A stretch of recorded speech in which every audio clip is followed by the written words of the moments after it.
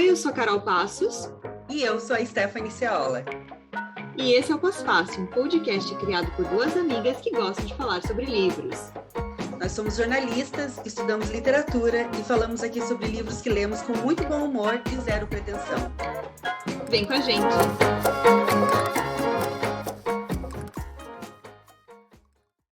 Olá, pós-faceiros, pós-faceiras e pós-faceires. O episódio de hoje do Pós-Fácil tem como tema traduções literárias e de quadrinhos.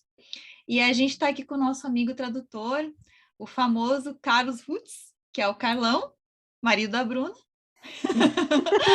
que também faz o podcast Nota dos Tradutores. A gente achou esse tema muito interessante, muito curioso, e já que antes da gente gravar, a gente já estava conversando, tem muita história legal para falar sobre esse assunto. Então, a gente agradece muito, Carlão, pela disponibilidade, por estar aqui para conversar com a gente.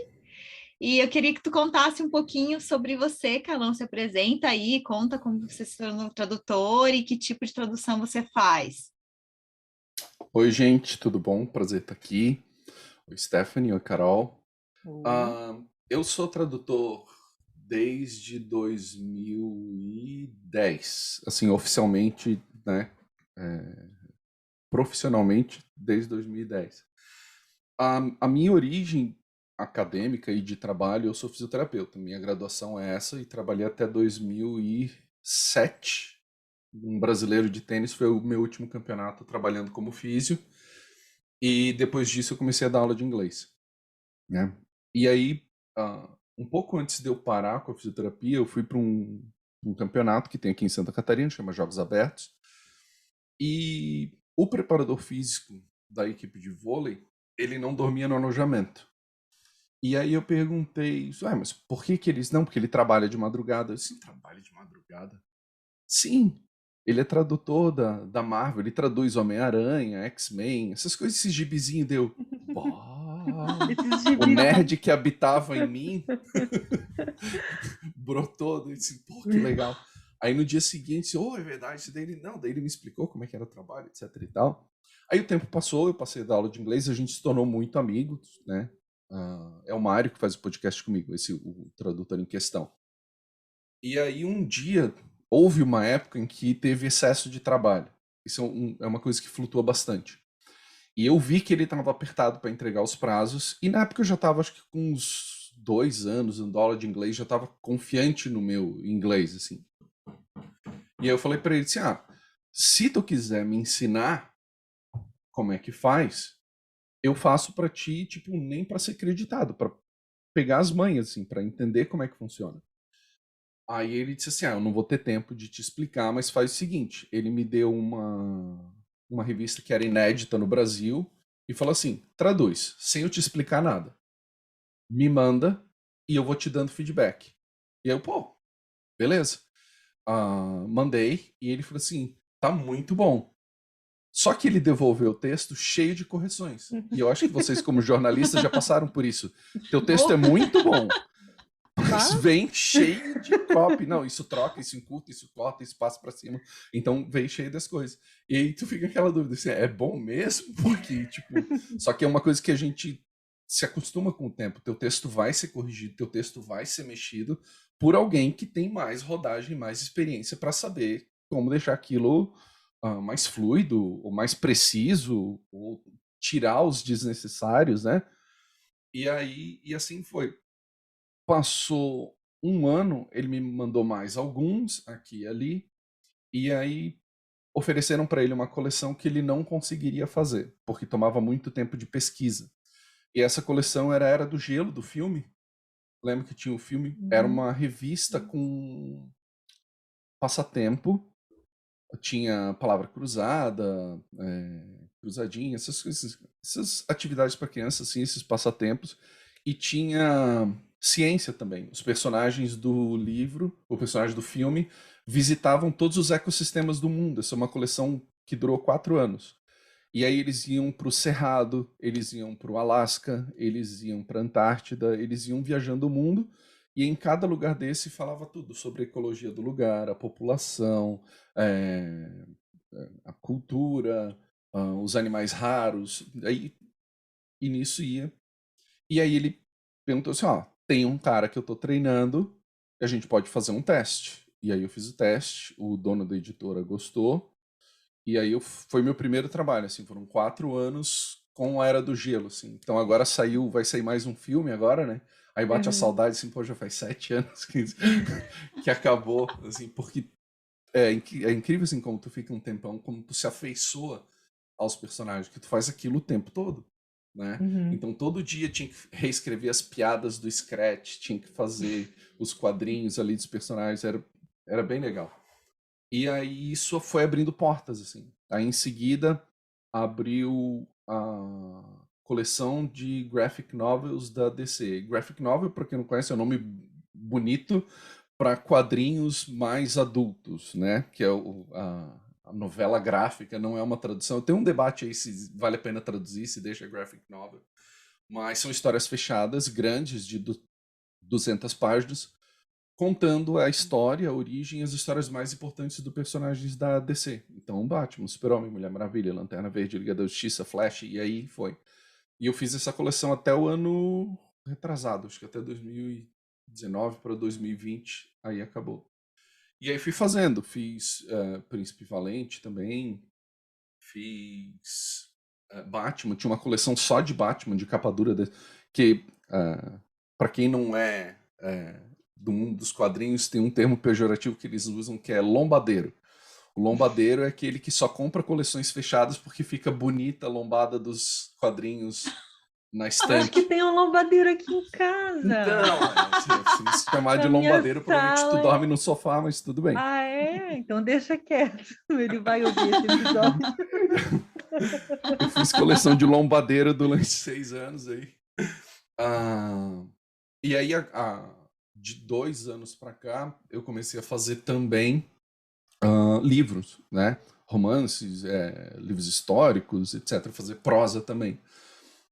E uma coisa que eu sempre fiz em paralelo foi tradução acadêmica, principalmente da área da medicina, porque geralmente quem é do ramo não tem tempo de traduzir, né? Uma boa parte dos profissionais já leem direto em inglês por uma questão de agilidade, né? Então eu vi muito isso acontecer, amigos que tinham inglês intermediário acabam se habituando a ler direto em inglês para não perder tempo. Mas é uma falácia a gente dizer que todo mundo entende inglês e todo mundo compreende, isso não existe, assim, né? As pessoas, e isso é um preconceito que tem muito também nos quadrinhos, deviam publicar no Brasil em inglês mesmo. Isso é um disparate, assim, a não ser que seja um público muito específico de quem quer aprender inglês através desse material, mas, gente, 5% da população tem algum conhecimento de inglês e 1% é proficiente. Então, é muito tosco, assim, mas tosquice na internet é mato, né? O que mais tem? De dizer direto, deixa em inglês, pra que traduzir nome de personagem? Todo mundo vai entender. E aí tem uma das tretas, né, que o nome de personagem, principalmente nos quadrinhos, ele representa o poder do personagem. E tá no uniforme, tá nas armas, tá em tudo que ele usa tem aquilo. Então, por exemplo, o Batman, a gente esquece que era Batman, o Homem-Morcego, né? Mas, para algumas pessoas, tipo assim, o que aquele morcego tá fazendo na porta do carro dele? Porque nem todo mundo sabe que Ou, por exemplo, o Homem-Aranha, que no videogame eles não deixaram trocar o nome. No videogame ele chama Spider-Man. Ele não chama Homem-Aranha no videogame. Então tu tá lá jogando, olá Spider-Man, onde você vai? Mesmo no jogo dublado. É uma das bizarrices que a gente tem que lidar no dia a dia. Desses trabalhos todos que você citou, assim, tem algum que te marcou em especial, assim, tipo, o trabalho mais foda, ou, sei lá, que você tinha um sonho de traduzir, traduziu? Sim. Se as pessoas fizerem, por exemplo, a lista dos 10 melhores quadrinhos de super-herói, os que eu traduzi, pelo menos 6 entram nessas listas, assim. Então, isso é coisa que eu jamais imaginei, assim. Por exemplo, Batman, Cavaleiro das Trevas, que é considerado o quadrinho que mudou o mercado. Porque até então, o quadrinho era um pouco mais inocente, mais juvenil, e aí eles entram com Batman na terceira idade, lutando contra inimigos num mundo. A gente tá falando dos Estados Unidos do Reagan. Era muito pessimismo para todo lado, tudo era sombrio, escuro. Os filmes da época são assim, né? Se a gente lembrar de Robocop, que é do final dos anos 80, é um filme com aquela estética, assim, né? Tudo é sombrio, chuvoso, muito poder para a polícia tinha que ter o direito de exterminar, não lembro, o Robocop ele foi criado para exterminar bandido. Ele não foi criado para, tipo, pacificar a cidade. Ele não é pacificador, ele é um eliminador, né? Então tinha essa vibe no final dos anos 80 ali que acabou mudando os quadrinhos, tanto que teve um exagero, né? Nos anos 90 praticamente tudo era excessivamente violento. Excessivamente, assim. Quem tinha filho criança no começo dos anos 90 era muito pouco atrativo. Tu abrir o negócio era muito nojento, assim. Mas, lógico que teve coisa boa também, mas... Então, acho que essas graphic novels famosonas, assim, quando caíram na minha mão, quando eu via o e-mail chegando, assim, quais são as próximas, eu assim, então, nessas horas, assim, dá o... E é isso, e aí hoje eu tô nisso, assim, tô traduzindo em paralelo livros, tô traduzindo traduções acadêmicas e quadrinhos também para todos os lados. Eu ia perguntar quanto tempo leva, assim, para traduzir, tipo, um Batman Cavaleiro das Trevas, assim, tipo, quanto tempo tu fica em cima de uma graphic novel dessas, assim, para entregar? Eu preciso organizar o meu dia pelo número de páginas, assim. Lógico, se aparece um projeto urgente, já aconteceu, de eu ter que deixar algumas coisas de lado, porque precisava de algo mais urgente. Mas normalmente quadrinhos dá para fazer 60 páginas por dia, né? De preferência, materiais diferentes. O mesmo material às vezes é muito pesado, então às vezes vale a pena fazer 30, faz outro livro, volta e vai e volta. Prosa, 3 a 5 páginas por dia, assim. Porque prosa exige mais concentração, tem mais dados, o quadrinho tem a vantagem de ter imagem. Então, por exemplo, no quadrinho, quando tu tem, sei lá, o Batman entra pela janela, a imagem tá mostrando o Batman entrando pela janela, não tá no texto. No texto tá lá, parem! Apenas, só isso. Na prosa, o Batman tá com seu cabo de aço preso no topo do prédio e a janela se espatifa em vários pedaços. Então tá descrevendo tudo e ele entra numa sala com assoalho reluzente, parede cinza. E tem autor que não consegue economizar nessas coisas. Cada vez que tu abre a porta e entra num cômodo, tem toda a descrição, se tem lustre, se tem não, a mobília, almofada, se as pessoas estão felizes, tensas, conversando. Então, para traduzir prosa, tem que se acostumar com esse ritmo que não é o mesmo. Não é mesmo. Carol, tu ia perguntar? Eu ia perguntar se tu se especializou em algum personagem, assim, tu fala bastante do Batman, né? Existe isso também, assim, do tradutor ficar muito ficar assim marcado para ser escolhido para traduzir algum tipo de personagem específico, uma série, enfim. Isso não conta muito normalmente quando o editor vai escolher o tradutor. Normalmente o editor prefere as pessoas que ele confia. Porque se ele pega um tradutor novo que entrega o texto que não está do jeito que ele quer, ele vai perder muito tempo arrumando o texto. Ou se ele pega um tradutor que não é muito fã de cumprir prazo, isso vai trazer tanto problema para ele que às vezes ele prefere trabalhar com alguém que não seja tão especializado, mas que não vai causar problema. Né? Mas já aconteceu de emergência, de alguém precisar, e até o primeiro livro que eu traduzi, que não era quadrinho, era sobre o Batman, era um diário em primeira pessoa do Bruce Wayne, para se um dia ele precisasse deixar de ser o Batman, a pessoa saber tudo pelo que ele passou para ser o novo Batman. Então nesse livro tem o mapa da rede de esgotos de Gotham, tem todas as reformas feitas no prédio da prefeitura, tem a lista das famílias de mafiosos e todos os descendentes. Tem um prontuário clínico de todos os vilões. Então, tu tem histórico de crime, tu tem as armas, o projeto do Batmóvel, como funciona o motor, se tu precisar construir um motor novo, o que tu precisa. Meu As Deus, que plantas, loucura! arquitetônica. Então, nesse caso, eles vieram atrás de alguém que soubesse de Batman, porque senão não conseguiria cumprir o prazo. Uhum. Entendeu? Então, tipo, ainda assim, foi um trabalho absurdo de pesquisa, assim. A tradução, às vezes as pessoas acham que o trabalho é mais mecânico de digitação. Eu leio numa tela e digito para sair em português na outra. Isso o Google Tradutor faz. Isso o Google Tradutor faz. O que eles precisam nessa transposição é que que o texto novo, né, o texto da linguagem de destino, seja tão atraente quanto o original, tenha os mesmos pontos de graça, tensão, drama, surpresa. Isso tem que ser mantido. E isso o Google não faz, né? O jeito de falar de cada personagem. Então, quando o autor colocou e a personagem ficou olhando decepcionada para o namorado, ele tem uma intenção com aquilo ali. Né? Por que ela ficou decepcionada? Esse é o mistério que a gente vai descobrir na página seguinte, 2 páginas depois, da onde veio essa decepção.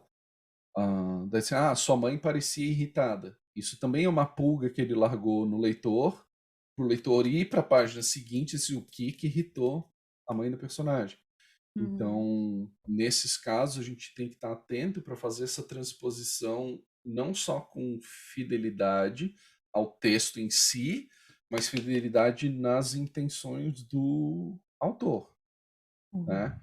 E também tem uma discussão sobre esse negócio de fidelidade. Se você quer o texto fiel, leia o original, sempre. Sim. Porque o português, ele não é só a língua, ele é a cultura. E a cultura do português do Brasil é diferente da cultura do português de Portugal, que é diferente do de Moçambique, do de Cabo Verde. Então, essa história de achar que o português serve para todo mundo, ele também não é essa panaceia, ele também precisa de adaptação. Então, eu fiz a coleção do Príncipe Valente, que cada livro era 1 ano de publicação. E eu só fui descobrir no volume 27 que estava sendo publicado em Portugal também. O meu texto. E aí tu vai nos Português blogs Brasil. e aí tu vai no blog dos leitores de quadrinhos, que em Portugal se chama Banda Desenhada.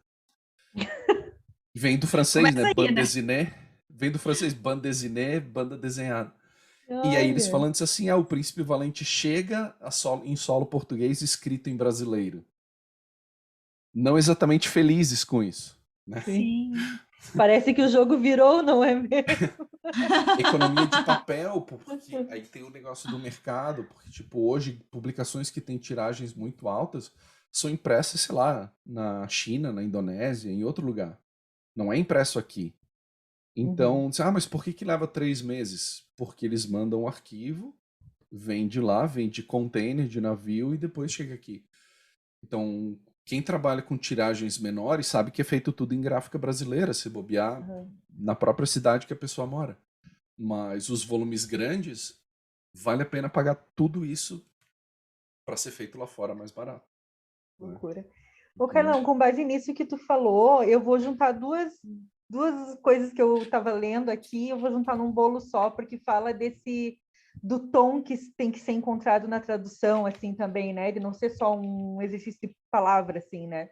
Primeiro que, assim, eu nunca tinha parado para pensar sobre tradução, apesar de ler a minha vida inteira, assim, e só comecei a pensar nisso depois que eu entrei no curso de letras aqui, e eu faço letras de língua portuguesa, né? Mas tem letras em inglês, italiano, alemão e tal, e se discute muito, assim, a tradução aqui no curso de letras da UFSC.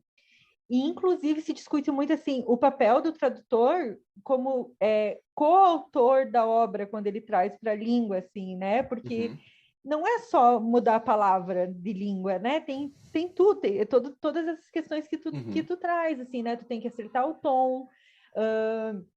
Tem livro que a gente... Por exemplo, eu fico imaginando como que se traduz para o inglês um Graciliano Ramos, que é, né? Porque, assim, é regionalista. Então, assim, às vezes ele é difícil de ler aqui dentro do Brasil por outras pessoas que também falam português, porque por causa do sotaque, do regional e tudo mais. Como é que a pessoa consegue? E aí eu estava lendo a Flora Thompson DeVoe, que a gente ama muito, que ela é da Rádio Novelo, ela é pesquisadora, ela é tradutora do Machado de Assis para o inglês.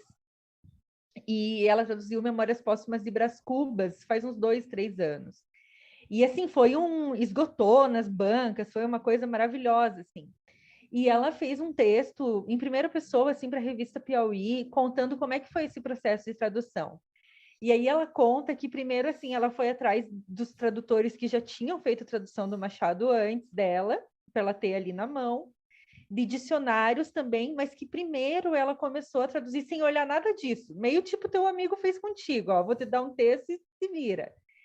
E ela fez isso com ela mesma, assim, porque ela tinha medo dela ser contaminada pelas pessoas que traduziram antes, assim, né? Então ela, não, vou primeiro tentar fazer na raça, depois eu olho para esses caras. E ela foi tentando fazer assim, olhando para o dicionário, claro. Mas aí é um livro que foi publicado, gente, no final dos anos 1800, início dos anos 1900, assim, né? E aí ela conta uma parte que eu achei muito engraçada, que ela encontrou uma palavra que era nimiamente. E aí tu não acha essa palavra em dicionário nenhum. Ela não conseguia descobrir o que aquilo significava. Ela ficou muito tempo em cima dessa palavra especificamente para entender naquele contexto que diferença fazia, né? E aí eu até trouxe aqui um trecho aqui em que ela conta isso, né? Que ela tropeçou nesse advérbio. Aí ela conta que ela estuda a língua portuguesa há uma década, mora no Brasil. Na época morava fazia 3 anos, todo o cotidiano dela se passava em português.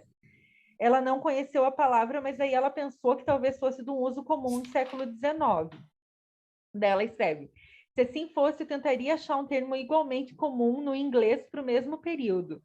Se, ao contrário, fosse uma palavra rara, deveria buscar algo tão estranho quanto. Ao pesquisar a expressão nimiamente extenso, só encontrei no Novo Dicionário Crítico Etimológico da Língua Portuguesa, de 1836. E nessa obra, o termo prolixo é definido como nimiamente extenso em palavras e razões. Deduzi, então, que o Machado, com a palavra prolixo em mente, poderia muito bem ter consultado o dicionário, o mesmo que ela consultou, e encontrado ali um jeito ainda mais prolixo e peculiar de dizer o que desejava, que é a cara do Brás Cubas, assim, né? Que era muito prolixo, né? Aí eu viajei tanto quando eu li essa parte, porque assim, ela teve que entrar na mente do Machado de Assis, para chegar nesse ponto. Eu achei uma viagem, assim. E aí eu queria te perguntar sobre isso, sabe? Desse tipo de dificuldade, de coisas que não se encontram num dicionário ou no Google, ou, sabe? Como é que tu chega lá? Tu troca ideia com outros tradutores, tu busca outras referências? Como é que tu chega nesse tom e no termo mais próximo daquilo que o autor no original quis transmitir? É muita pesquisa, então às vezes uma página pode levar um dia de trabalho, assim, pode acontecer, porque é um universo que a gente não tem ideia. Então, por exemplo, uma coisa simples como o processo de atrelar os cavalos a uma carroça. Por exemplo, eu traduzi um livro que ele descrevia em detalhes onde passava cada correia, onde estava cada fivela, qual o nome de cada coisa. E aí, tipo assim, eu posso até achar numa carroça de hoje em dia, mas aonde eu vou encontrar com a riqueza de detalhes de uma carroça de 1860, né? Então, quando a gente fala carroça, é porque no nosso universo, aquilo que um cavalo puxa, ou é uma carroça ou é uma charrete. Na época, todas tinham nome próprio, como hoje tem nome próprio Mercedes, Audi, Fiat, Chevrolet, etc e tal. Todas tinham nome. Então, às vezes aparece, mas o que é um nome qualquer? Aí tu fica, é uma carroça. Porque daí tu vai juntando as coisas. Ou carruagem, quando tu vai usar um termo mais bonito, ou um carro, se usava também, normalmente quando era de carga, era um carro. Não se chamava carroça, porque não precisava diferenciar o que era movido a cavalo, o que era movido a gasolina. Não existia gasolina. Entendeu? Então, quando eles descrevem isso, e a gente vai trazer português, a gente tem que ter alguns cuidados. Se eu for tentar todos os nomes, provavelmente não vai dar certo, porque as carroças que usavam como táxi em Londres vão ser completamente diferentes das carroças que faziam carro de praça no Rio de Janeiro. É muito difícil que seja um equivalente. Então, em benefício do leitor, a gente coloca uma carroça do modelo X. Eu não boto só um X. Eu boto uma carroça do modelo X. Porque senão eu vou ter que começar a encher o livro de nota de rodapé. E aí, o que a gente chama na leitura a abstração da realidade, ela vai embora.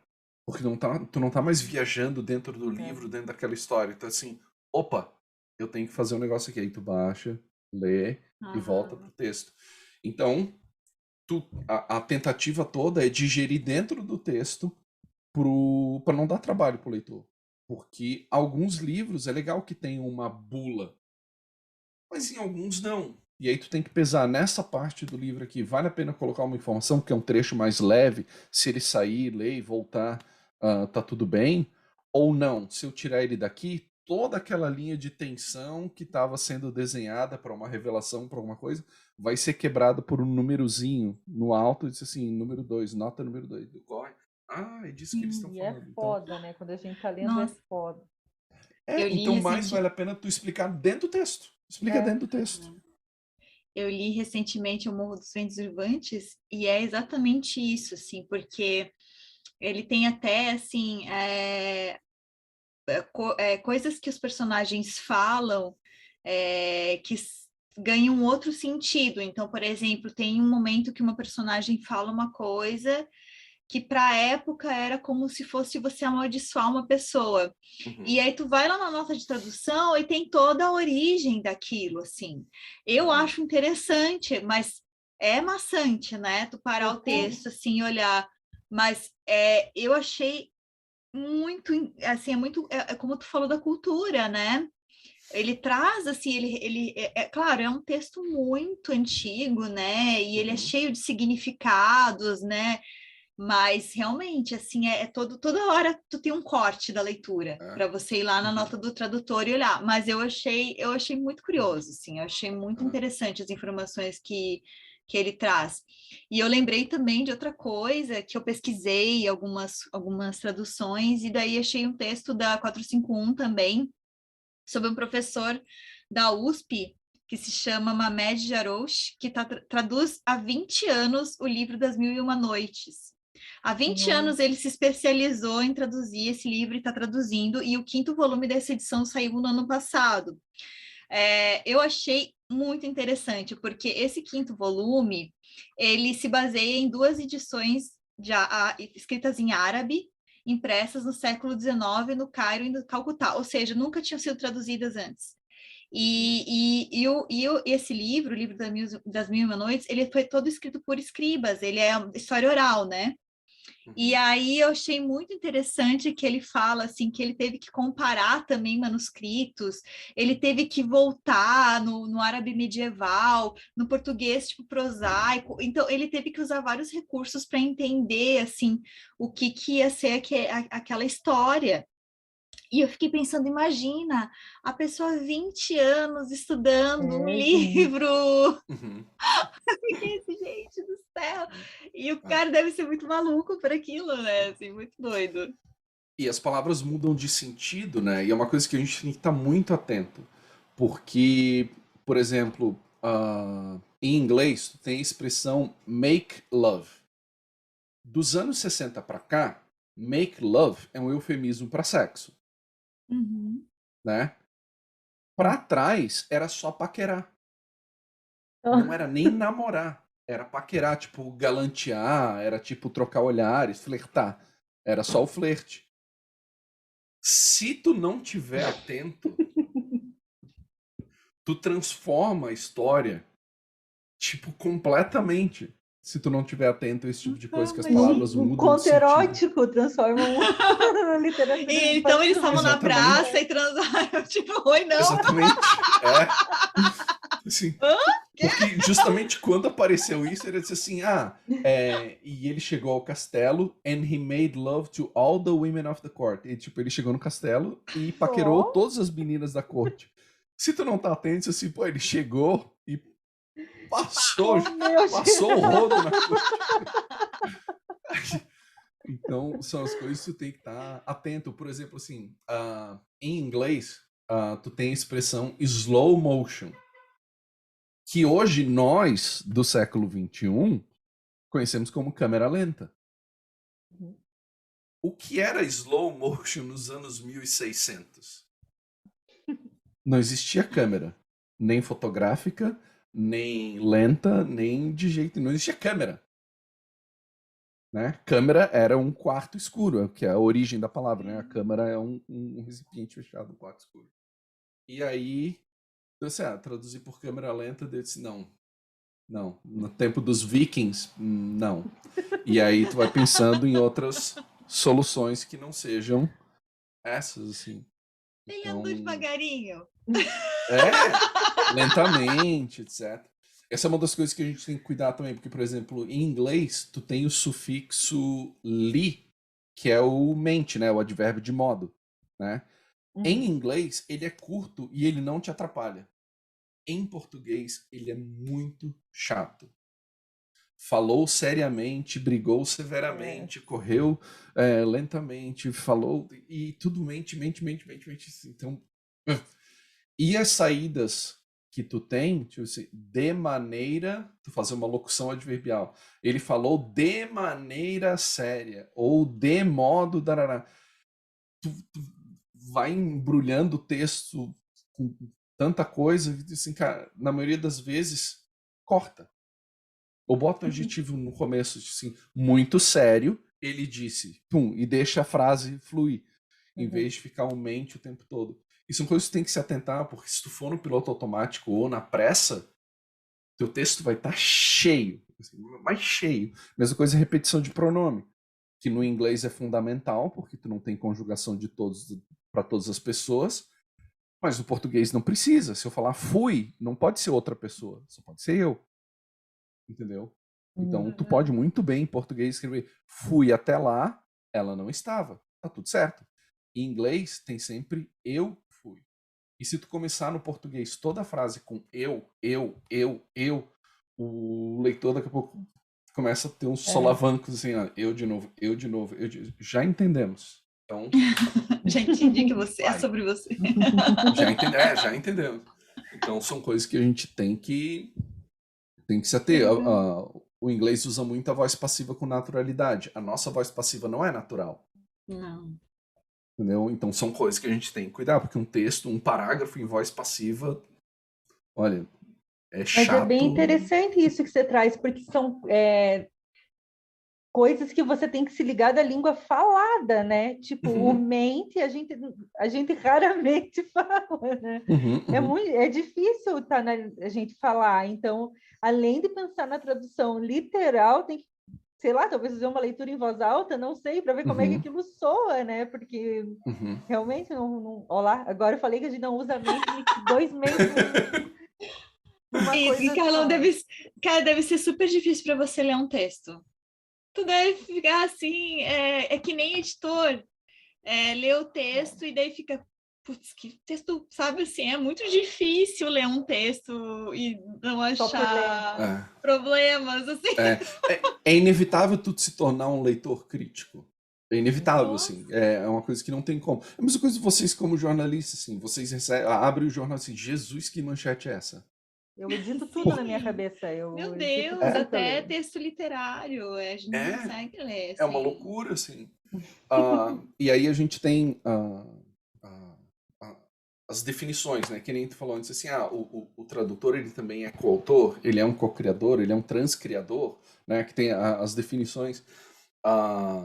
E uma das coisas que acabou virando um dos bordões, entre aspas, do Notas, a gente tem até um episódio só sobre isso. Que é uma frase que eu usei numa palestra que eu fui dar, precisava dar um tema para a palestra, eu preciso de um negócio atrativo, e eu coloquei que tradução é inventar o trabalho dos outros. Porque a gente tem um trabalho de invenção, Porque tu tem que criar, só que eu não posso largar o original. Então eu estou inventando um trabalho que é acreditado a, sei lá, ao Alan Moore ou coisa. Mas o texto que está indo para o papel é o meu, não é o dele. Isso. Então, na hora que eu opto por um personagem falar do jeito assim ou assado, foi uma decisão minha. Não foi uma decisão dele. A decisão dele foi do cara falar com um dialeto portuário da Irlanda. Que é uma coisa bastante comum. Inclusive, se vocês virem as tiras do Popeye no original, ele não fala o inglês que a gente está acostumado a ver. Ele fala um inglês bem portuário. Em português, a gente não tem esse equivalente. A gente não tem nenhum personagem assim, isso é um dialeto portuário. Aí ele fala como... A gente não tem isso. Como fala um marinheiro no Brasil? A gente não faz ideia. A gente não faz a mínima ideia. Então, em português, a gente associou a voz do Popeye à voz do dublador, mas não a um jeito específico de falar. Sim. Lógico, ele criou as gírias, macacos me mordam, etc e tal, essas coisas que tem. Tinha que falar que nem peixeiro. De Itajaí. Exatamente. Imagina mas o aí papai peixeiro. Chega em São Paulo, a compreensão... Daí já não dá. Não dá, Então, o papai de Santos. Tem que fazer um papai para cada região literalmente brasileira. Assim. O papai nordestino. Mas sabe que essa discussão, ela existe? Porque o que a gente lê traduzido é mais ou menos o sudestino. Tem isso, né? É mais ou menos o sudestino. E aí seria o neutro, a linguagem, a língua portuguesa neutra. E aí a gente corre o risco de fazer aquelas coisas. Por que só o personagem caricato fala como caipira? Dificilmente eles usam o caipirês, né, um Chico Bento, né, num personagem sério. Normalmente quando eles querem avacalhar alguém, querem botar alguma coisa, mais um peso no personagem. E aí é um perigo, porque, por exemplo, eu traduzi um quadrinho que tinha muita política do pós-marcha pelos direitos civis, né, que foi ali no final dos anos 60. Então, nos anos 70, tu começa a ter a primeira leva de cultura negra com orgulho. Porque já não tinha mais segregação. Então, tu já tem os guetos, a imposição da música, do cabelo afro, tu já tem uma série de imposições. Quando esses filmes eram dublados aqui, eram todos de maneiras caricata. Se a gente olhar qualquer filme dos anos 70, dublado, os negros nessa época são todos, ei, compadre, como é que é? É toda uma linguagem estereotipada. O Vento Levou é todo assim. O Vento Levou é assustador. É muito racista, puta que pariu, é foda. Nossa, ele é horrível. O Vento Levou, ele representa a mesma época do Monteiro Lobato. É aquele mundo pós-escravidão que, tipo, teve que engolir a abolição. Não são as pessoas que defenderam ou que lutaram não, agora é assim. Então, queira ou não queira, por mais que, por exemplo, longe de mim querer defender, caras, que eles tivessem, e eu não tô dizendo que tiveram, a intenção de não ser, o mundo deles era assim. O mundo deles falava desse jeito, tratava as pessoas assim. E lógico, a linguagem é uma das maneiras pelas quais tu retrata isso, ou pelas quais tu para de fazer. Então, se alguém for dublar o E o Vento Levou hoje, provavelmente vai ter um cuidado muito maior do que se teve nos anos, sei lá, 50, 60, quando foi a primeira dublagem. E isso acaba acontecendo também com as republicações. Então, nesse quadrinho que tinha gíria dos anos 70, o meu editor, o Thiago, ele é mestre em história. E aí ele falou assim, a gente vai aliviar, eu já tinha aliviado, porque os termos no inglês americano eram bem mais gueto. Aí ele disse assim, eu aliviei, ele disse assim, a gente vai aliviar ainda mais, porque já passou essa época. Eles já vão entender pela roupa, pela calça boca de sino, pelo cabelo afro, pelas correntes, pela coisa, que se trata de um personagem assim. Então precisa reforçar isso ainda na linguagem, né? Então não preciso fazer o personagem 100% caricato. O desenho já está dizendo de onde ele é, de que lugar ele vem, qual é o background dele, né, qual é o histórico. Então, são as responsabilidades que a gente tem, né? Então, a linguagem é uma maneira de perpetuar preconceito e a gente tem que estar atento, porque no meu caso, eu não trabalho com material. Vamos lidar com o contemporâneo, o que é inédito publicado hoje, né? Para facilitar. Eu trabalho com reedições de coisas dos anos, sei lá, 1800 até coisas dos anos 2000 baixo, né? Um quadrinho dos anos 2000 ali, na virada do século, usar o termo traveco era absolutamente aceitável, corriqueiro, normal. Ai, Tá Jesus tudo certo. amado. Porque a gente falava assim. Sim, até bem pouco tempo. Se vocês voltarem ao quem a gente era em 2000, Se voltar na semana passada no BBB, a gente falava desse jeito. A gente Sim, precisa até se bem pouco orgulhar? tempo. Claro que não. claro que Não. Mas a gente não óbvio tem que como não. voltar lá e desfazer. Tá. Só que se vão republicar o quadrinho hoje, e é um cuidado que algumas editoras não tiveram, tu tem que limpar essa linguagem. Porque hoje não cabe mais. Uhum. Então Pô, que hoje interessante não, tu trazer isso. não dá mais. Eu chamei isso de, como é que a gente discutia, o DeLorean da moralidade.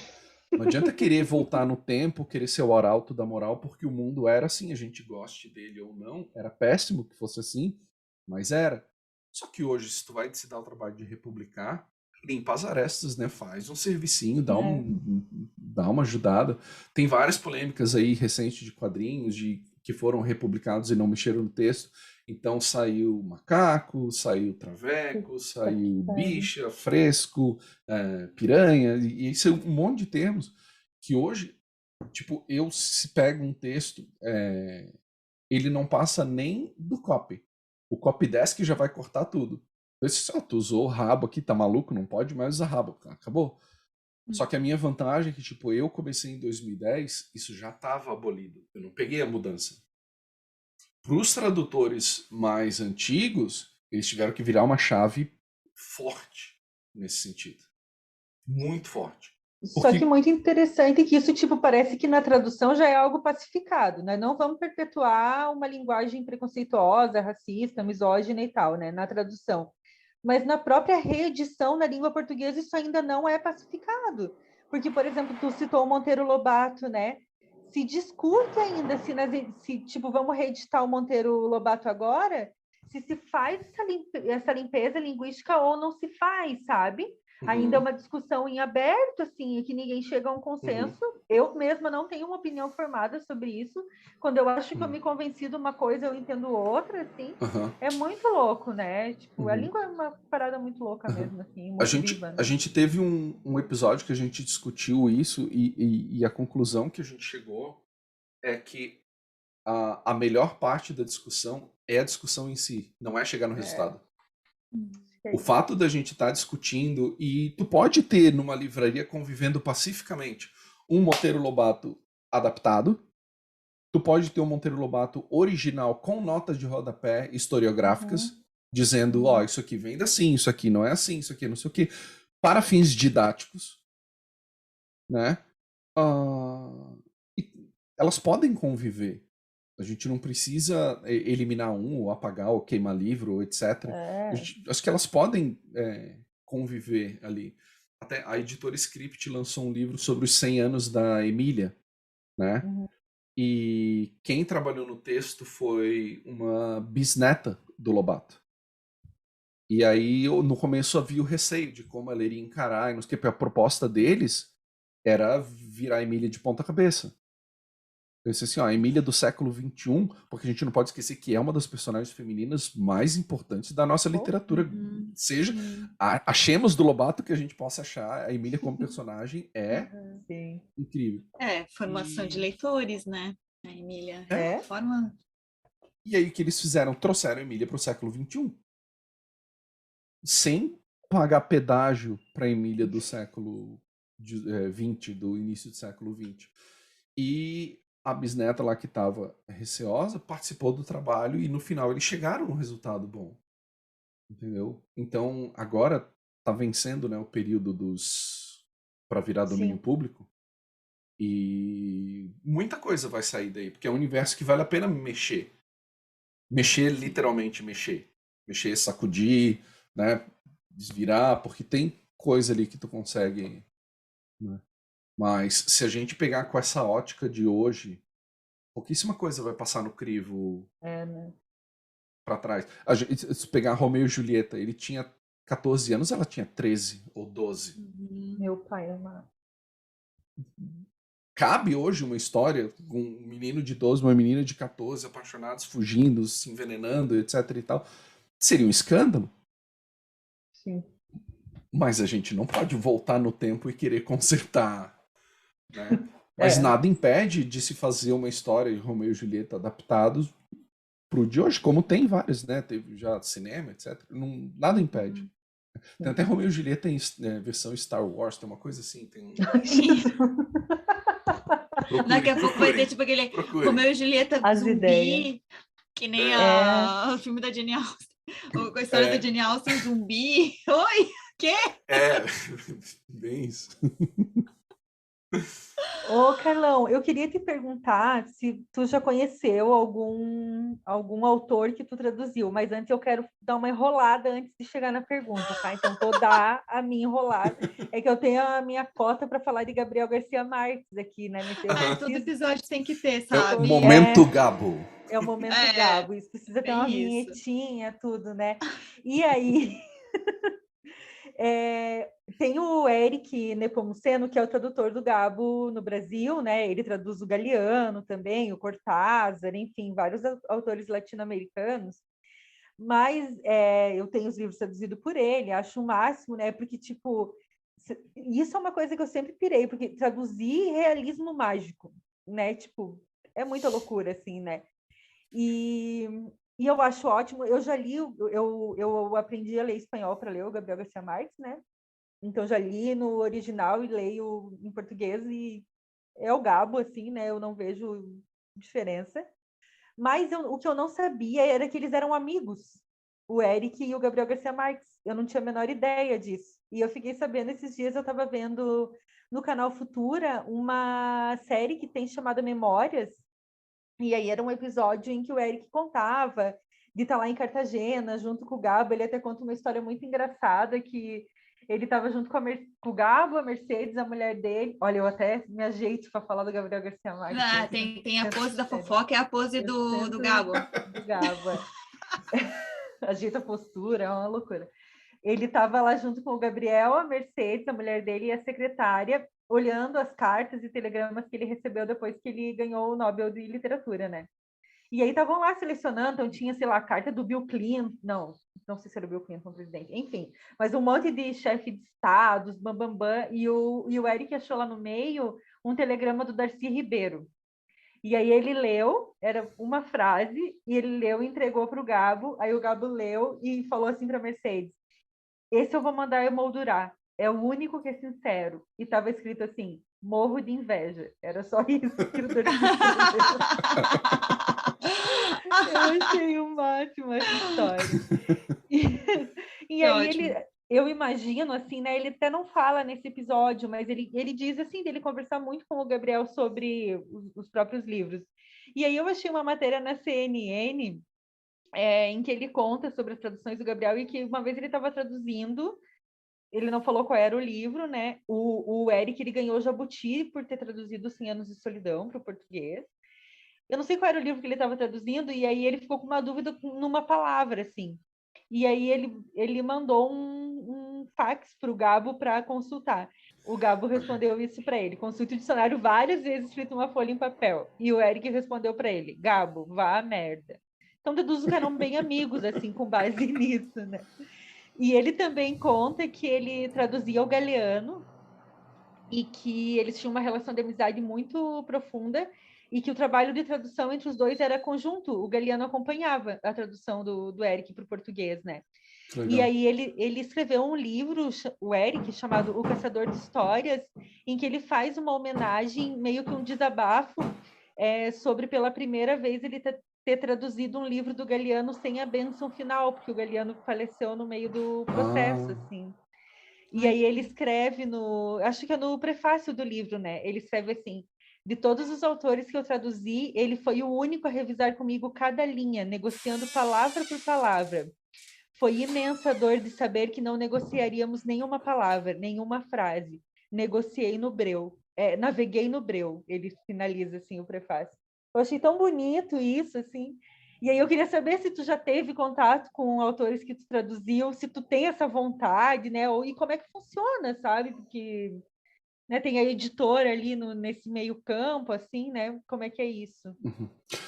Geralmente, por exemplo, quando a gente fala de quadrinhos mainstream, assim, tipo Marvel e DC, todo mundo tem agente. Ninguém se comunica diretamente. Assim, não tem essa de mandar e-mail. E em alguns lugares eles desencorajam, porque a resposta pode ser muito rude. Não por parte do autor em si, mas normalmente o agente não gosta, assim. O Érico, que faz o podcast com a gente, o Érico Assis, ele é o que mais tentou, e eles que a grande maioria ignora solenemente, assim. Então não acontece. Já tive experiência com... Agora eu vou em história que talvez eu vou ter que explicar. Durante toda a história foi creditado um criador para o Batman. O nome dele chama Bob Kane, e ele foi o cara que ficou rico vendendo Batman para lancheira, uniforme, filme, desenho, tudo. Esse cara foi creditado. Só que ele não era o único criador. Ele nunca deu créditos para um segundo cara que morreu pobre. Ai, E essa história, ela tem um documentário sobre isso, chama Bill and I, se eu não me engano, Bill e eu. Posso estar errado, depois a gente confirma. E foi descoberto os créditos desse cara já nos anos 2000. Foram atrás e descobriram uma neta que estava viva.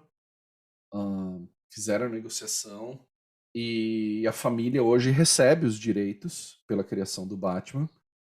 O nome desse cara é Bill Finger, né? É considerado tipo o maior roubo da cultura pop, assim. Nunca tanto dinheiro foi roubado de uma pessoa só. Porque se tu pensar tudo que foi vendido, né?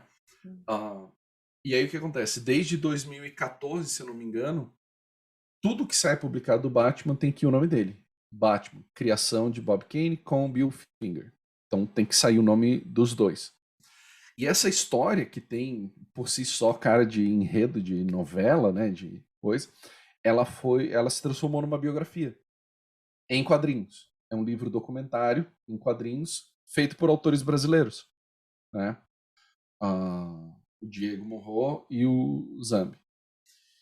E eles ficaram em contato direto com a família nesse meio tempo, que é a Athena Finger, que é a neta do Bill, e com o cara que batalhou para que esse reconhecimento acontecesse, que é o Mark Nobleman. E aí eu fazia a troca de e-mails com eles. Pode confirmar esse fato para mim? Pode confirmar se isso aqui é verdade? Pode, não sei o que. Então eu fui fazendo troca de e-mails. Quando ficou pronto, eles pegaram, como é que a gente vai mandar para eles lerem agora? Porque está em português. Que a gente fez para o mercado brasileiro. E aí eles vieram com a ideia de traduzir para o mercado americano. Então essa foi a minha primeira tradução do português pro inglês, né? E aí eu fiz a tradução. A gente chamou um americano para parar as arestas do texto. A gente teve que confirmar alguns fatos, porque existe algumas liberdades poéticas para poder contar a história e colar um personagem no outro, por exemplo, diálogos que a gente nunca vai saber como aconteceram. Essa parte tem que ser roteirizada, porque precisa contar que aquilo aconteceu. E foi a primeira vez que eu trabalhei com o autor, assim. Eu e o Diego trocamos bastante, porque tem uma coisa do peso das palavras, né? Então tu tem que medir bastante, porque tu não pode acusar alguém de um crime. Tu tem que deixar no ar assim, uma insinuação de que tal coisa aconteceu, mas você não pode bater que tal pessoa falou aquilo daquele jeito para evitar processo, etc. Então aí teve esse cuidado. Foi acho que a única vez assim diretamente com o autor, porque na grande maioria faleceram, né? Mas com o autor é isso, assim. Mas acontece. Assim, já ouvi relatos de experiências muito legais e experiências traumatizantes, do tipo levar um xixizão do chefe porque tu não pode fazer isso, não pode fazer isso, não tente fazer isso. Porque tem as divas do mercado, né? A gente não pode esquecer que tem gente que é criado como diva e é difícil, assim. Ô, Carlão, tu participa também, às vezes, de eventos, assim, né? De quadrinhos e tal. Tu também tem fãs no teu trabalho? Cara, acontecem umas coisas muito engraçadas, assim. Tipo, nessa coleção da Era do Gelo, vinham uns brindes, assim, que era um cubinho com dinossauro dentro, assim. E muito provavelmente o encalhe desse material foi parar em sebos no interior, assim. Então, volta e meia eu abro o YouTube e as crianças estão lá colecionando alucinadamente, tipo, perguntando no Mercado Livre quem tem a edição 55. Então, tem essas coisas assim que são legais. Em evento, assim, acontece, mas hoje em dia o glamour desses eventos geek é com dubladores, né? Então eles chegam com fogos, com coisa. Então normalmente os dubladores são as estrelas, assim. As pessoas que prestam atenção na tradução, normalmente elas querem entender algumas coisas. Então normalmente a abordagem é, pô, legal isso que tu falou, e quando é assim? E quando funciona assim? E por que tal coisa é assado? Normalmente é mais curiosidade do que veneração ou qualquer outro tipo de coisa. Com notas, a gente tem um feedback maior, assim, porque as pessoas ouvem o episódio, descobrem coisas que elas não faziam ideia, daí vai no inbox, meu Deus, eu não sabia que era assim, dararara. Ou tipo, eu vim por causa do fulano e descobri que isso aqui também existe, que não sei o quê. Então o feedback do Notas tem sido bom por causa disso, assim. Porque antes do Notas o Mário nem Instagram tinha. E hoje o Mário acho que é o que tem mais fãs, assim. A gente brinca que os fãs do Mário já têm cabelo grisalho. O Mário traduz desde os 18 anos de idade, né? Caramba. E os 18 anos do Mário foram E ele nos também anos é daqui 80. de Santa Catarina, né? Nos anos 80.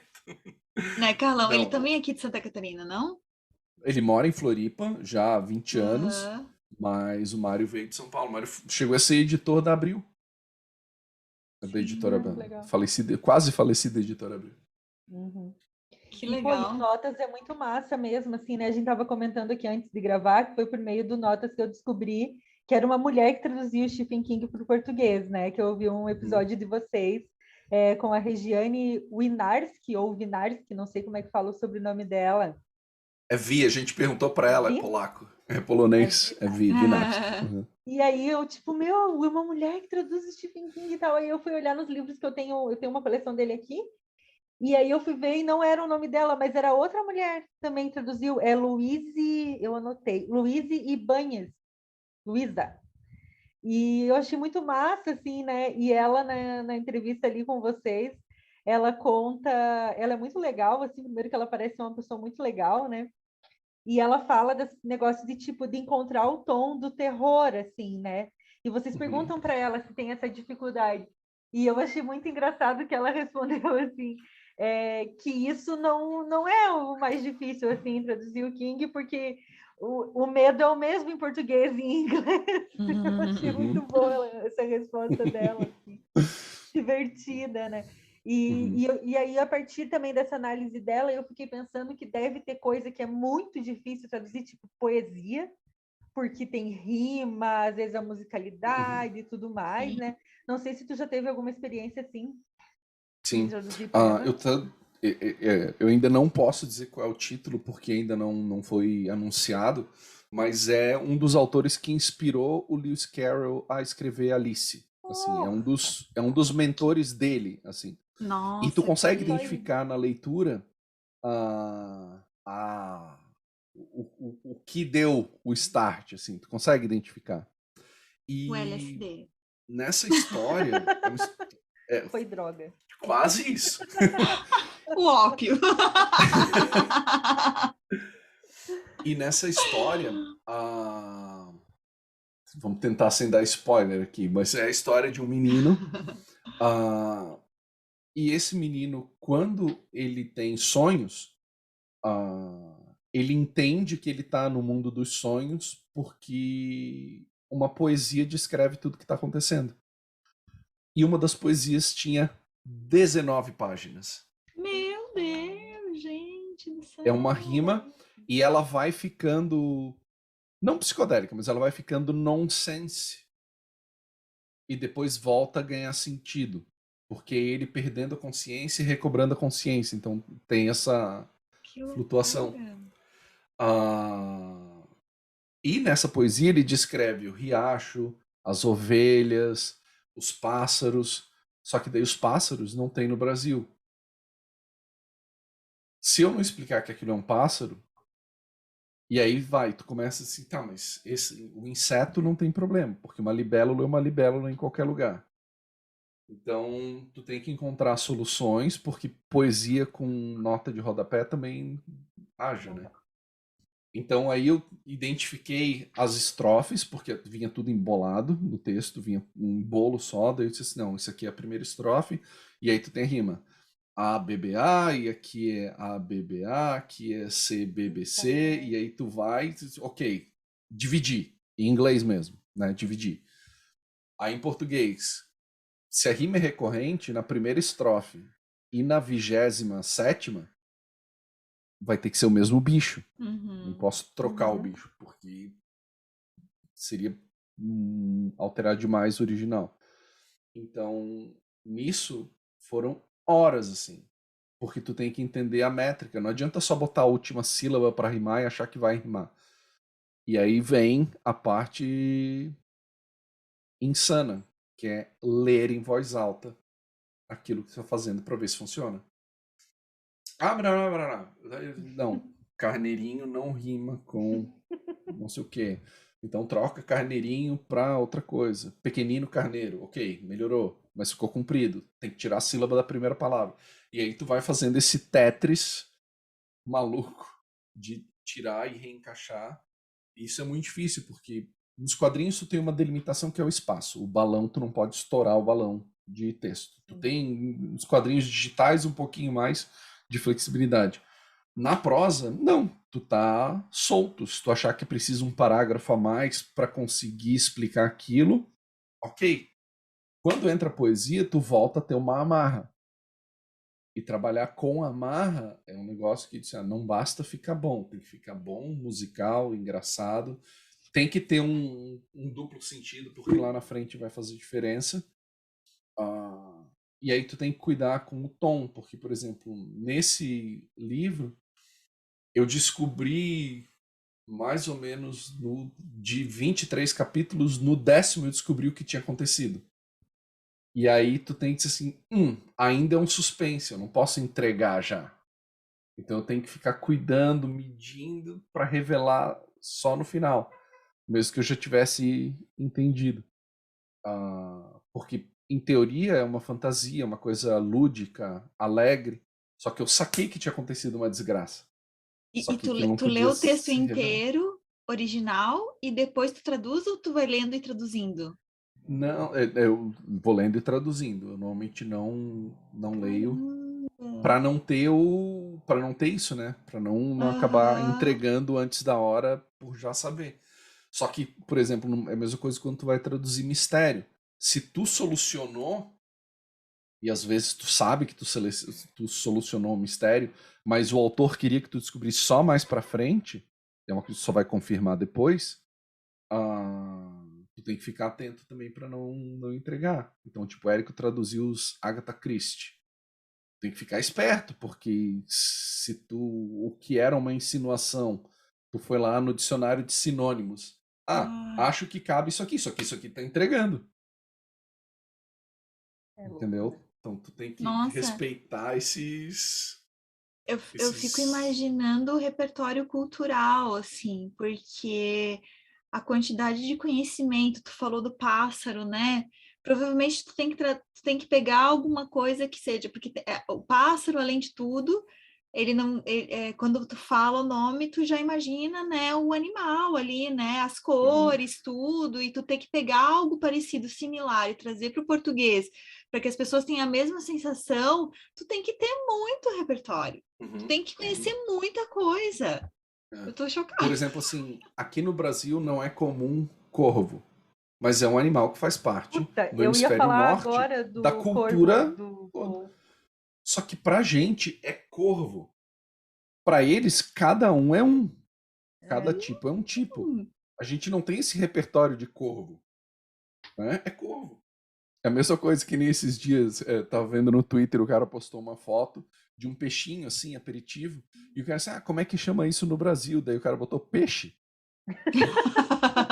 A pergunta dele era como chamava aquele tipo de peixe. Eu disse, peixe?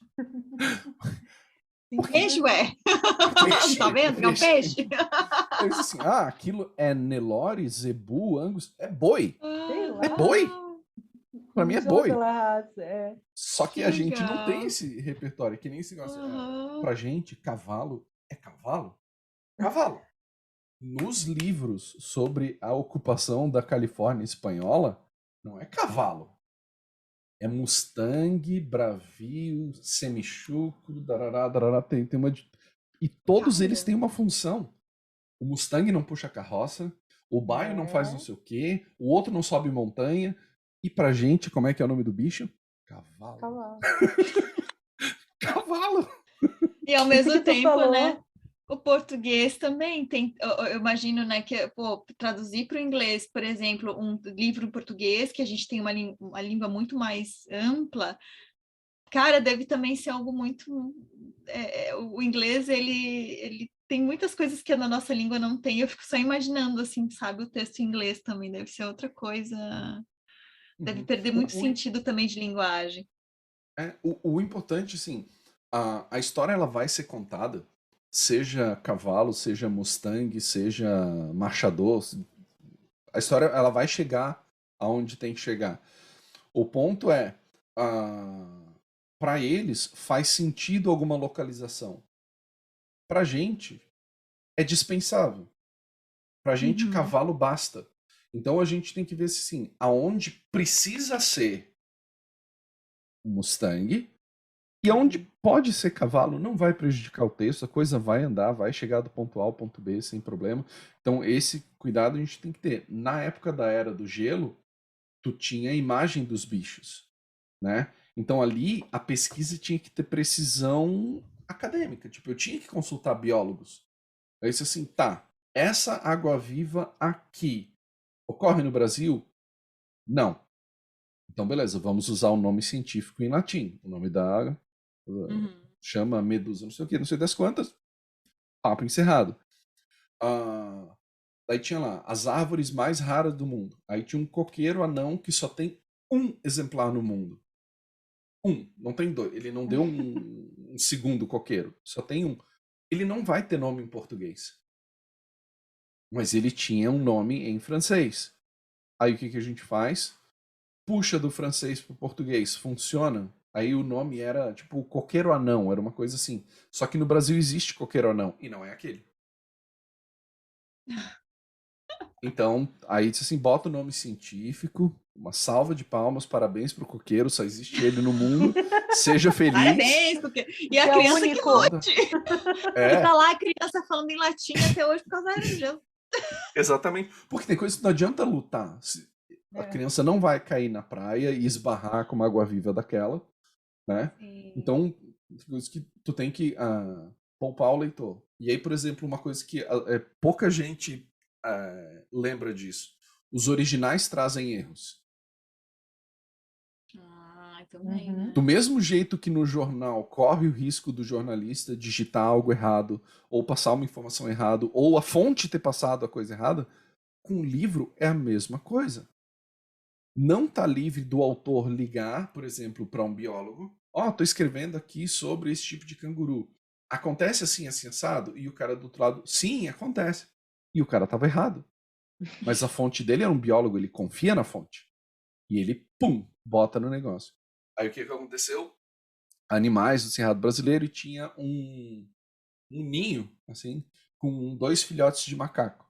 E aí dizia que são 2 filhotes de macaco-aranha, no original, em inglês, veio da Inglaterra. Eu traduzi, o que bicho é esse? Macaco-aranha, fim, drá. Carta do leitor. Olá, eu sou biólogo. O animal em questão, na página 27 do não sei o que, era um macaco prego, não aranha. E aí a editora veio, Carlos, da onde você tirou? Daí disse assim, olha o original, olha o português. Ele disse assim, eu não tenho obrigação de frequentar berçário de macaco para saber que aquilo não era exatamente o símio em questão. Mas aí eu escrevi uma carta respondendo do pai e expliquei. Disse assim, foi um erro do original, a gente acabou não conferindo porque confiou no material e coisa que acontece, bola pra frente, obrigado pelo toque, parabéns pelo filho. Meu filho! Parabéns pelo filho. Desculpa aí se atrapalhei a criação da criança com esse erro, né? Traumatizei a criança. Traumatizou. Quando vem educadamente, assim, não tem problema, porque, tipo, a gente erra e acontece. Sim. O problema é quando vem com má intenção. Eu não vou dizer qual é a coleção, nem qual é o livro, mas a gente teve uma ameaça de processo. Ai, gente. Como eu não vou falar qual é a coleção, fica no ar. A situação era a seguinte. O ano é 1100. Século 11 para o século 12. Tinha uma assembleia na Islândia, lá em cima, lá perto do Polo Norte. E nessa assembleia, eles tinham que decidir se o conselho, que seria o equivalente a uma assembleia legislativa, né, aceitaria a volta da monarquia ou não. Só que o rei de direito era um cara legal.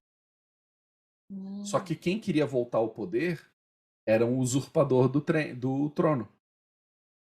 E aí eles não tinham que votar na Assembleia sim ou não. Eles tinham que votar ele sim ou ele não. Opa! Ele não. Porque eles aceitavam a volta da monarquia, mas ele não. E o Carlos traduziu ele não. E aí botou, para evitar que o Facínora se apoderasse de sua nação, o povo unido disse, ele não, que era o texto original. Eu amei esse texto de 1100. Anos, vamos lá, mais de 5 décadas atrás. E, beleza, passou por todo mundo, revisão, editor, passou um ano, um leitor indignado porque a revista ou livro estava fazendo proselitismo político contra o líder da nação. Amigo, se o chapéu servir, o que a gente pode fazer, né? Eu vou mandar para vocês depois a minha resposta. Manda. Aí vocês filtrem. Eu vou adorar. Teve algumas laudas, assim, amigo. Nossa! Amigo. Porque a editora queria culpar a gente. Vocês fizeram isso. Eu cheguei a contar quantas vezes naquela coleção aparecia a palavra ele e a palavra não. E eu mandei, disse assim, a palavra ele apareceu 672 vezes. A palavra não apareceu 960 vezes. Por que empombar com isso aqui? Entendeu? Então, acontece. Para aonde chegamos, né, minha gente? É tenso, né?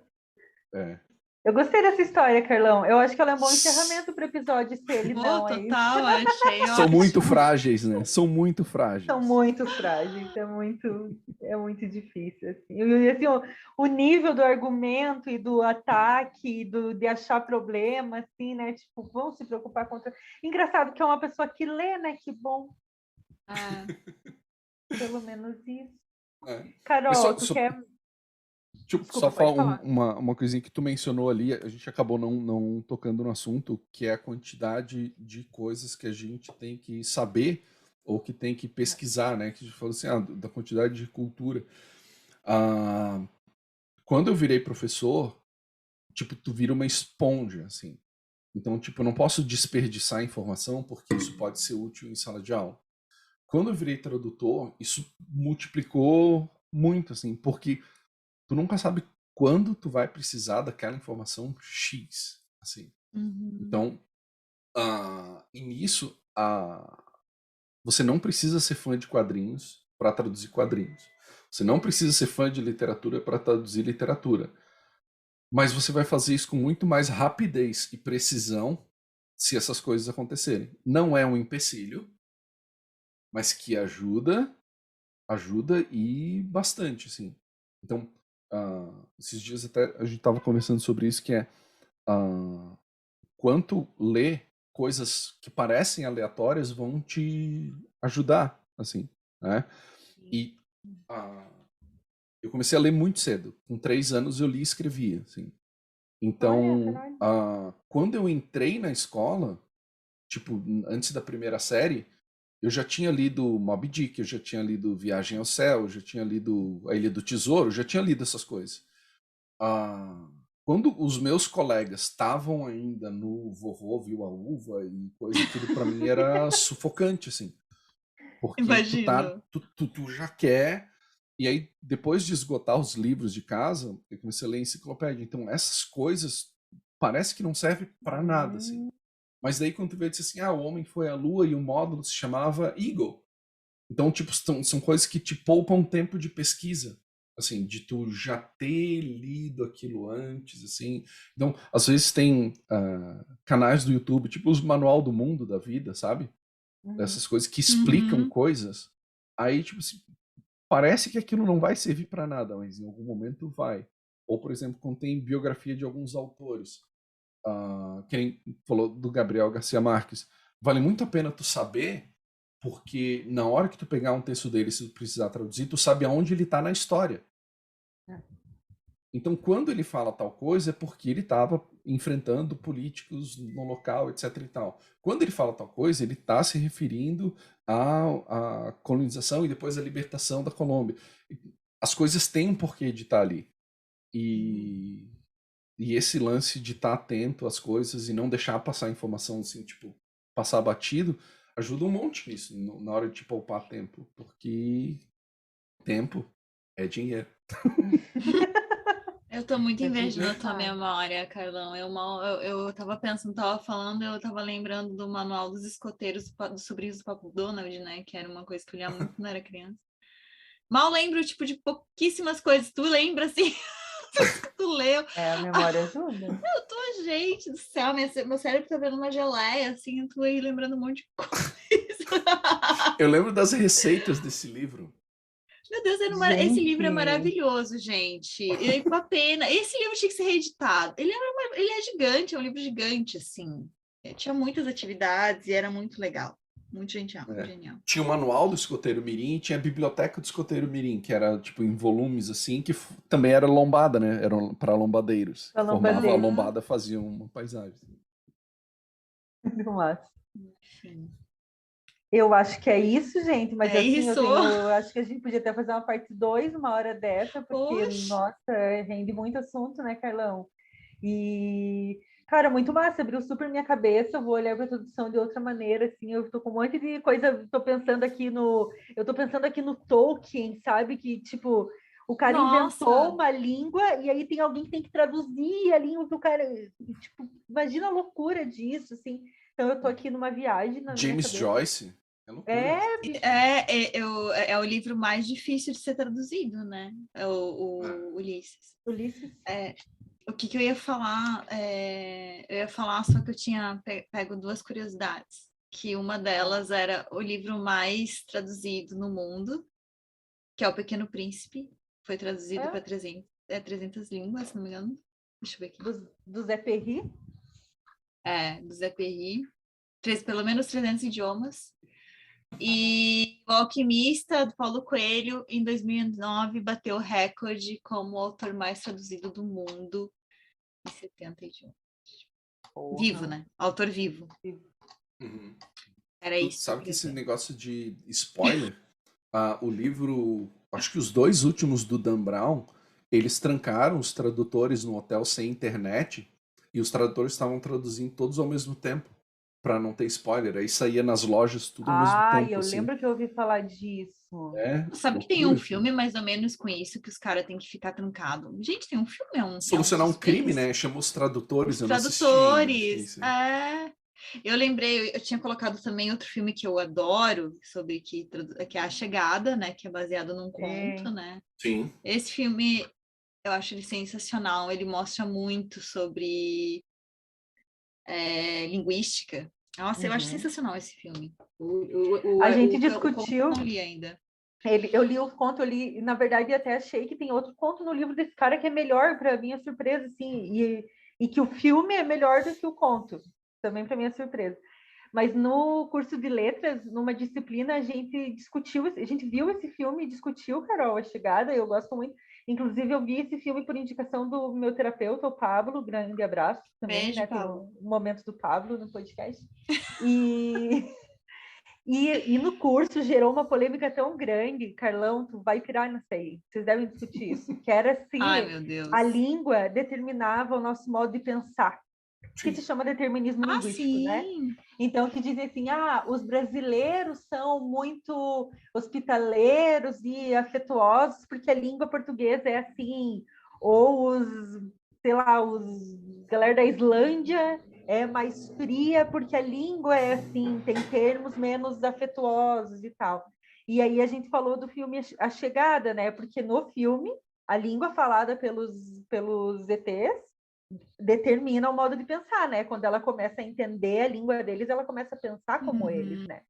Sim. E é uma pira, assim, né? Na linguística atual, se diz que isso, na verdade, desbarra num pouco de preconceito linguístico, assim, também, né? Ele dizer que você tem língua de gente mais inteligente e língua de gente mais burra, meio que assim, né? Uhum. E não se concorda muito com essa ideia do determinismo linguístico. Mas que tem questões culturais envolvidas na linguagem, tem, né? Isso não dá para A língua, negar, né? mas língua não é cultura? É cultura. Sim, Não, mas é cultura. sim. Mas, por exemplo, brasileiro, que nem brasileiro, por que é o único país que tem eiro no final? O resto é tudo argentino, americano. O único sufixo eiro é o Brasil. Porque brasileiro era o traficante de pau-brasil. Não era o Porque era nascido no Brasil. profissão, né? Era É? profissão. Eram os mercadores e traficantes de pau-brasil. Então, isso já botou um rótulo na gente, né? A gente Sim. já tem um... Ai, Ai, gente, só muito bom. piramos. Mais uma Tudo que pira a aqui pra gente fechar. fala, o Carlão tem uma curiosidade, eu tô chocada. Ai, Carla, o Guia dos Curiosos. Esse episódio foi Muito. patrocinado pelo Guia dos Curiosos. Um Muitos patrocínio. conhecimentos gerais. Cara, eu achei sensacional, eu tô chocada, eu tô assim, ó, de queixo caído. É muito bom, Carlão. Obrigada. Sim, depois a gente vai te pedir uma ajuda para a gente construir o conteúdo para newsletter, para a gente poder trazer um pouco desses materiais que você traduziu e mais conteúdo, né? E, cara, foi muito massa esse episódio. Tenho certeza que a galera vai gostar, assim. Eu tô me sentindo conversando com uma pessoa super famosa. Cara, eu sou sua fã, Carlão! Cara, tipo, eu li o Batman Cavaleiro das Trevas, entendeu? E eu agora tô conversando com o cara que tá louco. Eu acho legal, entendeu? Eu acho chique. Eu tô Ô, achando o máximo Carlão, isso aqui. eu tenho uma pergunta que eu resolvi fazer no último episódio, vou fazer para você também. Tu tem um autor preferido? Ou autora? Tenho. De quadrinhos. Tem um cara chamado Mark Waid. Ele, de tudo que eu já traduzi, ele é o que melhor trabalha diálogos. Os diálogos são fluidos. Isso nos quadrinhos é muito importante, porque a conversa parece uma conversa de verdade e não dois robôs ou dois, né? Uhum. Então a conversa flui bastante e ele consegue dosar a ação, né, a velocidade com que tu vai trocando as páginas, com a emoção das coisas. Então, por exemplo, quando tem algum momento de morte ou passagem de bastão, troca de gerações, ele consegue ter a sensibilidade de fazer isso assim. E ele é o cara que escreveu para mim, talvez seja um dos melhores quadrinhos, que é O Reino do Amanhã, que, resumindo e recomendando para quem estiver ouvindo, O Reino do Amanhã, a premissa é a seguinte: os heróis que a gente conhece, Batman, Super-Homem, Mulher Maravilha, eles foram aposentados e hoje tem praticamente novos heróis que são praticamente uma milícia, resolve tudo na violência. E aí a Mulher Maravilha se toca anos depois e diz assim, deu ruim, a gente vai precisar voltar. E aí ela vai na fazenda e o Super-Homem tá lá de cabelo branco, barba, cuidando do gado, assim, cuidando do trator. E ela faz, a gente vai ter que voltar. Ele, não, eu prometi que não sei o quê. E aí volta. E aí os heróis que representam justiça, igualdade, etc., tem que voltar para um mundo que já tá no caos, assim. Então, ele escreveu, e aí tem artes do Alex Ross, chama O Reino da Manhã. Então, recomendo para quem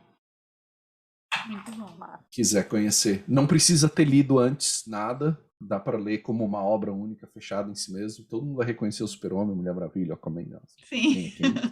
Tá tudo certo. Legal. Então é isso, Carol. Temos um episódio massa. Temos. E é o primeiro homem hétero que a gente convida para um episódio. É o Carlão. Olha, cara! Meu Deus! Inaugurando Carlão, esse espaço. Olha, se sinta assim, privilegiado. Muito bom. Só não vou dizer top, porque não vai cair muito bem o hétero com top. Eu vou deixar quieto. Não. E evita traduzir esse termo aí se precisa. A gente sempre... Para isso existe a tecla del.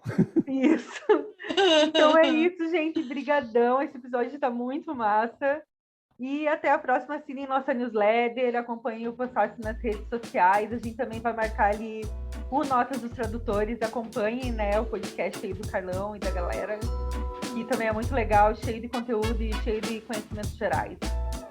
É isso, nas redes é @Notas dos Tradutores em todas as redes. Massa. Carlão, brigadão e até o próximo. Obrigado. Vamos convidar novamente. Beleza, obrigado pelo espaço, gente. Valeu. Valeu. Tchau, tchau. Valeu, beijo.